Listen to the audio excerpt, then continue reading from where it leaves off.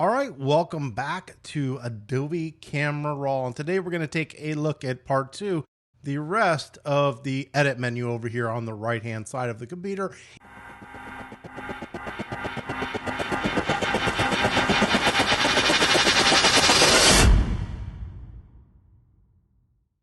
The first image that we have here is this picture of this woman. And as we learned before, we can come over here into the basic menu and we can slide any of these sliders and adjust our image. Well, in Adobe products, they tend to duplicate themselves a lot, meaning there's a couple different ways to adjust or do something to an image.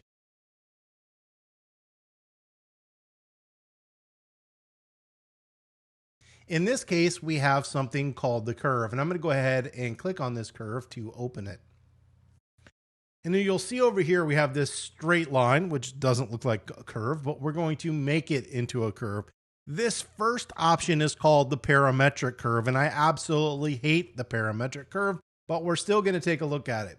On the curve, the left-hand side is your shadows, and the right-hand side is going to be your highlights. Your midtones are going to be here. And you can see as I move, this little point moves up and down this little slider. I can simply come in here, left click, and drag up or down to adjust that curve. Up is brightening, down is darkening of the parametric curve. It works very oddly. I'm going to go ahead and hit Command Z to undo that. And we can also come down here to our highlights, our lights, darks, and shadows and adjust those as well. So if I don't want to physically go into the image and use the curve, I can also use these sliders and it will control how it works. You can see highlights is working in the highlight areas. And the way highlights work is if you go this way, you're brightening your image. If you go straight down, you are graying out your image. If you go up, which we're going to do here in a second, it's going to flatten the contrast, and go to the right, it's going to increase. And then from the center, it's brighten, darken if you go down, okay? We can control the lights. We can control our darks. And we can control our shadows. There's no reason that you can't use this. Just because I don't like it does not mean that it's something bad. I prefer the second one, which is if we come right up here at this point. So this is our parametric curve and this is our regular curve. And this is just like the curve inside of Photoshop. Now you can see we've already adjusted this in the parametric curve and it's applied this. If you ever want to see what your image looked like before, one option is to go up here and you'll notice there's a little toggle visibility. It's a little eyeball. So if I click and hold, it will turn off what I did in that adjustment. And then when I let go, it will reapply it. So what we're going to do here is I'm actually going to hold the Option or Alt key and reset the curve so we can go back. I'm going to click on this center one. And just like I said before, remember, go to the left, it brightens. If you go down, it darkens your grays. If you go up, it brightens, down, darkens.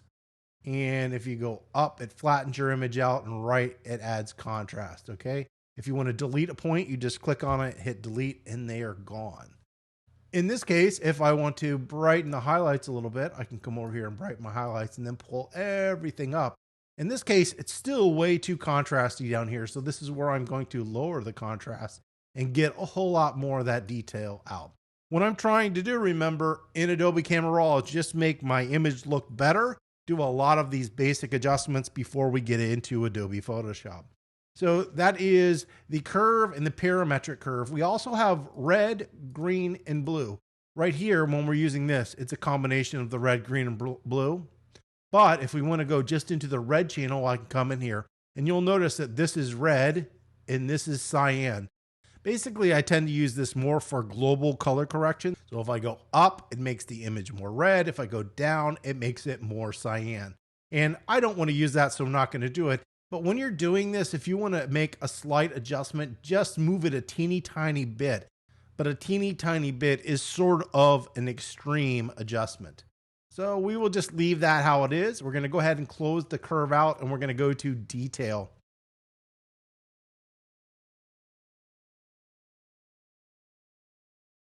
Now, we have the option here to sharpen our image, and I'm going to remove that.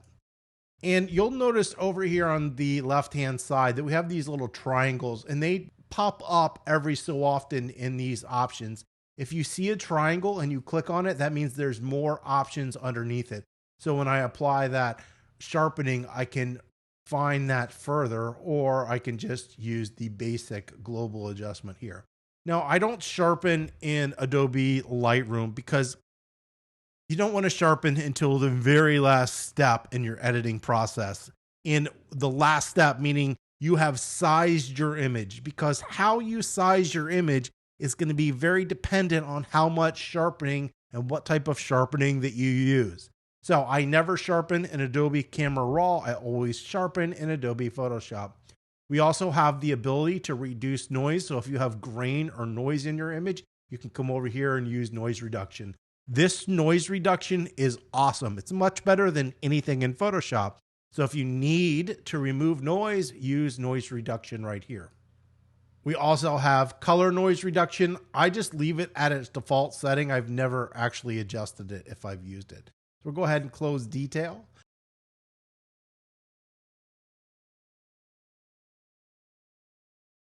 Our next thing is color mixer, and color mixer is something that I like a lot.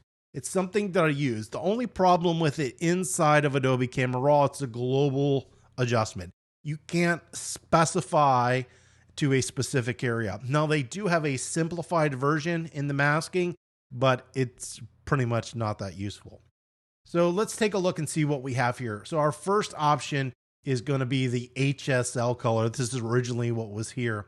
And what this allows you to do is change the color of the color. So hue is chroma or color. Then we have the saturation, meaning is it oversaturated, super vibrant, or do we desaturate it and make it gray? And then the luminance is your brightness. So we'll go ahead and zoom on in here to the red in her dress. Okay, so if I go into hue in red, I can change that color of the red just by adjusting that red. I can change the saturation, so I can desaturate it and make it gray, or I can increase the saturation and make it almost neon. I can go to the luminance channel and I can brighten that color and I can darken that color. We have all, and what all does is just show you all the different options at one time. In this case, we're just going to look at it individually. So we're changing the hue, the saturation, the luminance individually.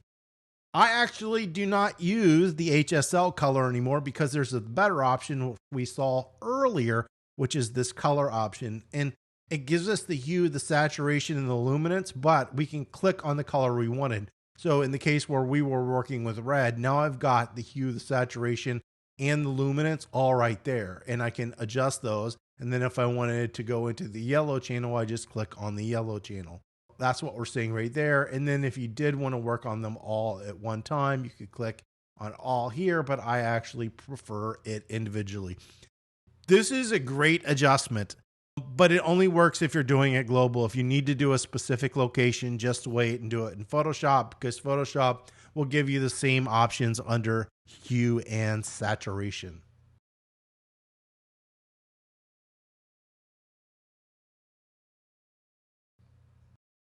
We'll close that. Color grading. So if you've ever watched a movie and probably seen color grading, watch a Marvel movie, if something scary is about to happen, they will make this kind of monochromatic, maybe green or eerie feeling on your image. And that's what color grading is doing. We can grade or change the colors of specific areas. In this case, we can do it in the midtones, the shadows, and the highlights. Now, the way this is configured, we can just look at all three, or we can go to just the shadows, just the midtones, just the highlights, or we can do global where it would just add one color to the image. We're going to go back here just because it's easier to look at. So one of my favorite is kind of a blue and yellowish orange. And let's go ahead and zoom back out so we can see this whole image. And what we're going to do here is just add a color into the shadow. So I said I like the blue, so we'll kind of come in here and add that color to the blues. And now we're going to come and add that yellowish orange to the highlights. And now we're split toning our image. It's in general, this is giving you a color grading option where we're adding color to our shadows and adding color to our highlights to get a specific look. Personally, I think there's a better option in Adobe Photoshop, and it's a better time to do it after you fully toned your image versus kind of in the middle randomly. But this is your color grading inside of Adobe Photoshop. I'm going to go ahead and reset that and get rid of it, and we'll close out color grading.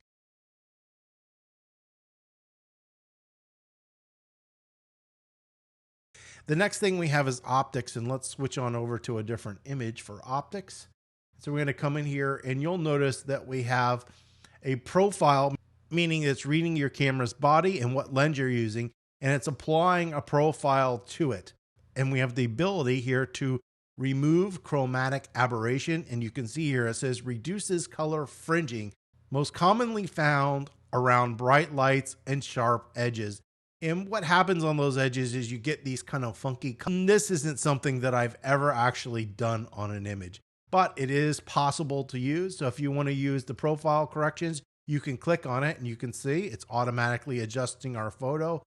If you don't understand what's happening or why things get warped or bent, that's a whole other video, but this is what this is allowing us to do. So I can turn it off and turn it on, and it's adjusting for things. We can also go into the manual mode so we can control that distortion of our image to try to get it looking correct. And we can also control the vignetting. So what happens on wide angle lenses is sometimes the outside's vignette. So you could either actually darken it or lighten it by sliding these sliders here. I was actually doing the midpoint, but we can slide these sliders and control that vignetting there. And the last option here is to defringe. And so you can use the eyedropper to select an area that's kind of fringing out. It's another thing that I've never actually used, but feel free to try it if you're running into issues with that.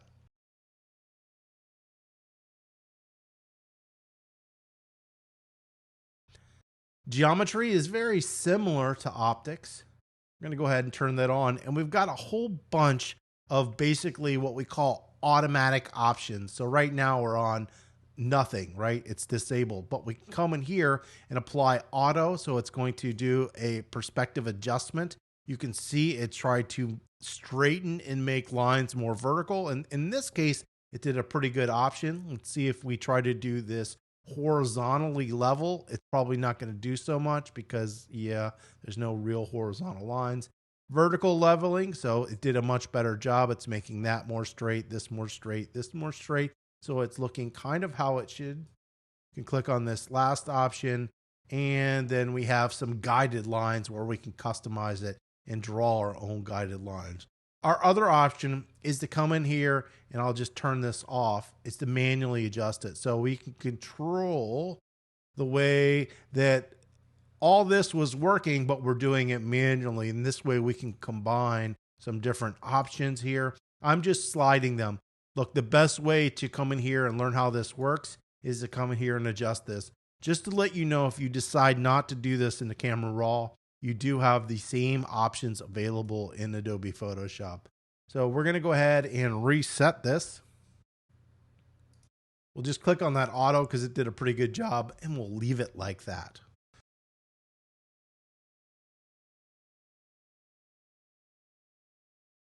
The next option we have are effects. So we can add grain or noise to our image, and we can add a vignette. Vignetting is the darkening of our image. If we want to control the midpoint, the roundness, the feather, the highlights, we can adjust all these.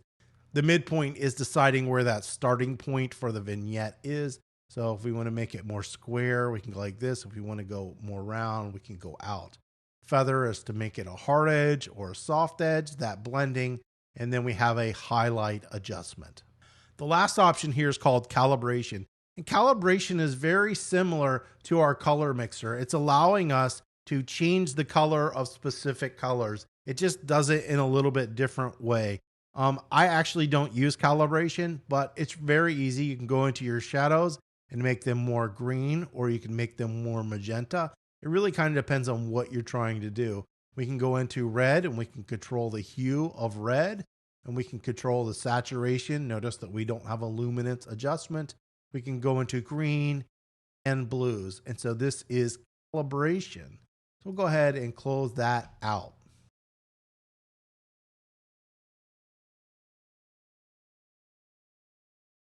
All right, and we have a new image, and we're going to slide up here to the top right and take a look at that little crop tool. It is a representation of something called a scaleograph. So let's go ahead and see what the crop tool does. It's very similar, but there are a lot of options. We're going to go ahead and click on it. And just like everybody knows, it allows us to crop an image.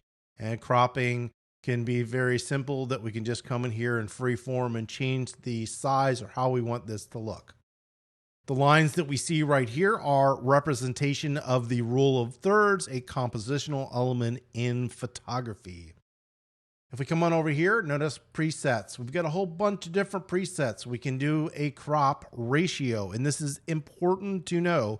We are not changing the size of the image. We are changing the ratio of the image in crop, right? So I can go 1:1, and that's going to give us a square image. So I can come in here and make this for Instagram and make it square however I want. Let's say that's how I want it. I can apply that crop, and boom, just like that, it's done. And the cool thing about cropping in Adobe Camera Raw is that it's non-destructive. So I can click back on the crop and I can change this back to full, and bam, just like that, I've got the rest of my image. So just because you crop does not mean that you lose your image. We're just changing the ratio. So the ratios that we have are going to be 1:1, 4:5 or 8:10, 8.5:11, 5:7, 2:3 or 4:6, which is the normal size of a 35 millimeter. We have a 4:3, 6:9, 6:10, and we can do a custom ratio here, meaning we can click on this and type in any ratio that we want, and it will apply that ratio on the crop. Just remember, this is not sizing your image, it's just changing your ratio. Right over here, we can rotate our image. So before, if you remember, it was vertical. Now we've got it horizontal. I can click it back and now it is vertical or portrait mode. So that's changing it. We can come over here and lock in an aspect ratio if we wanted. So I could come over here and I can slide this open. We can unlock it. So I can make this weird. I can lock it back up. And now when I grab this corner, it's keeping that. And if you want to unlock that, you just unlock it. We can change it. We can go back to the 2:3 ratio, and that is going to be a locked aspect ratio, and you can grab a corner and do that. Now you remember, I clicked on this to rotate it. You can also just grab a corner and pull down, and it will put it in that direction. You can pull and scale an image from anywhere, any one of these little lines that you want. I just right-handed and tend to always pull that certain location. And notice if you do it here in the center or on the sides, it's doing it equidistant from here to here. If you pull a corner, it pulls this line and this line even.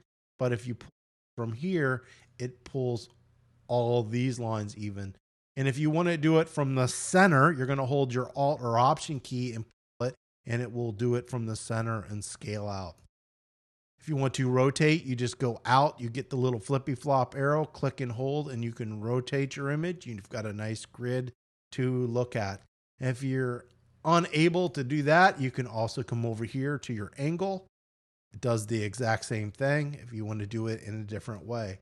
You can rotate your image.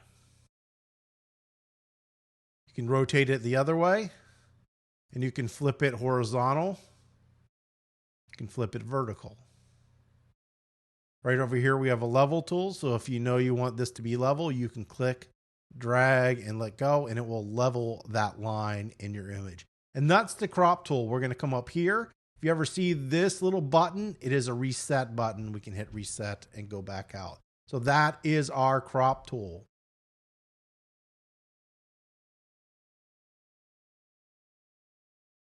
The next thing that we have here is this little Band-Aid icon. This is our cloning and healing brushes. I'm going to tell you right now, wait and do this in Photoshop, because the cloning and healing in Adobe Camera Raw is horrible. It's horrible in Lightroom. It's horrible in Adobe Camera Raw. It's so much of a better option inside of Photoshop. I would wait to do it, but we'll come up here and take a look.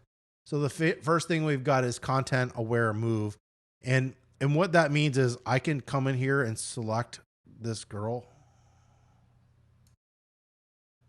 And it tries to automatically erase her and fill that in.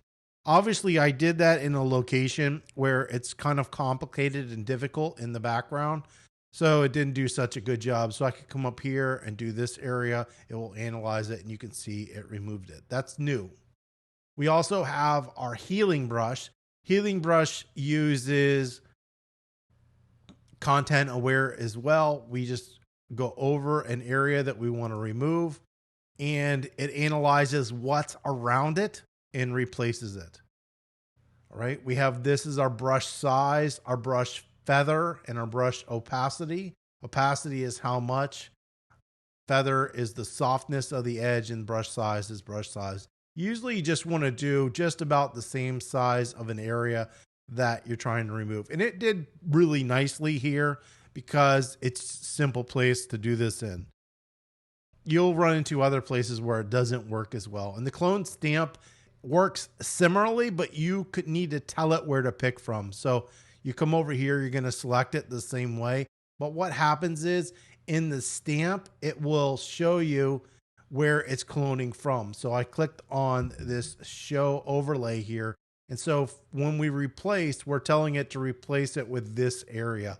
I could come in here and I could move this. I could say, hey, move it from any of these areas, but you usually want to pick a similar location. You're just saying, hey, replace this area with this and we're done. That's what the show overlay does. And these are just different ways to remove items or things from an image. Masking, we've gone over.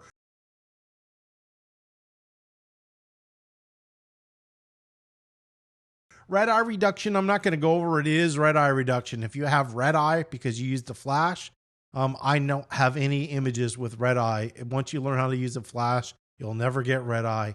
But basically you would click on the eye. It would help remove it. It doesn't always work perfectly, but red eye reduction is red eye reduction.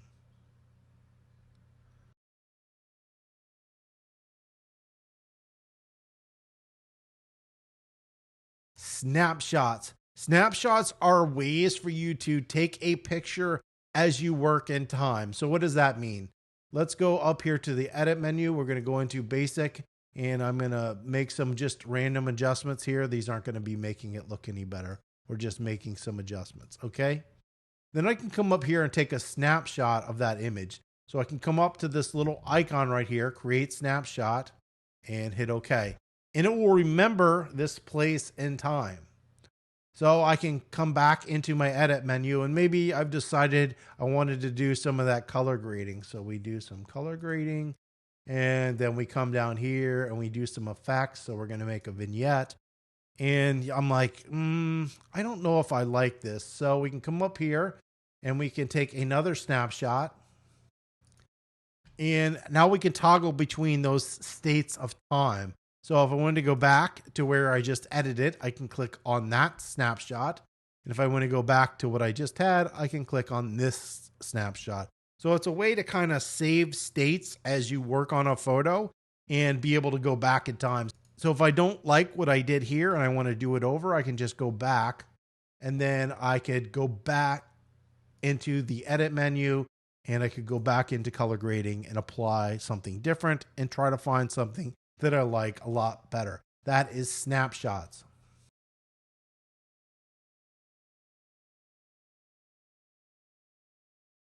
So our next option down here are presets. And I don't actually use presets in Adobe Camera Raw. I just do everything manually because I can do it quicker. But presets allow you to do effects quickly, especially if you don't know how to tone yet. You can come in here so we can open our cinematic style. And as I hover over it, you notice you will see what the preset is going to look like on your image.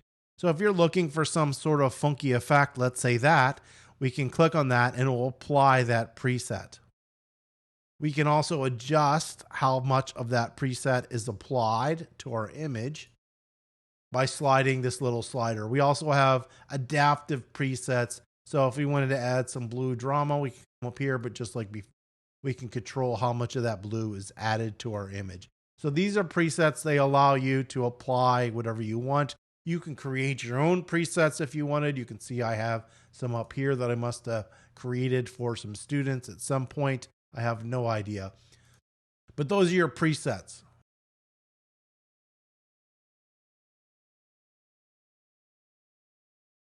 The next thing that we have down here are some kind of options. And let me get out and bring up an image because I want to show you this one option. All right, so we have two images here. We have this first one and this top one, both shot in the same location. I don't normally need to bring both of these up, but I could bring both up and toggle and adjust these at the same time. So if you're clicking on this image, which is this top image, I can hold either your command or control button and select both. And so if I come on over here and I make an adjustment to one, it's going to make the same adjustment to both. So that will allow us to turn both of these images at the same time.